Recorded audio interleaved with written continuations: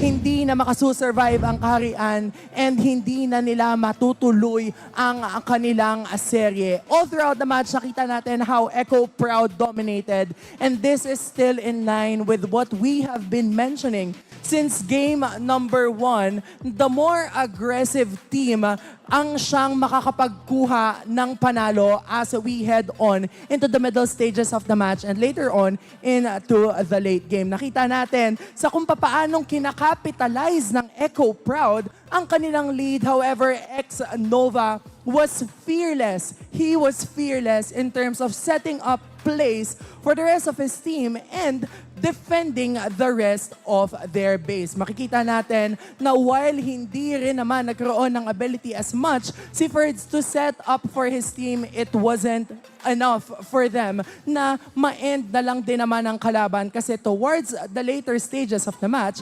nahuhuli man si Sai, hindi siya nagiging enough to eradicate this person, which is why this Nathan na towards the later stages na kung saan marami na siyang damage output, ito yung masasabi nating turning point ng ating laban. Just when everyone thought that it was over, Sai proved to us that they can still reign as the champions of the MDL. Kaya naman, we are heading on to a game number 5 kasi yung slight momentum na nabigay sa kanila ng slight overextension ng side ng Echo Proud ang siyang ginamit nila to regain the confidence that they once had. Nakita natin ang pagsisiso for both of these teams, but most importantly, nakita natin ang mainit na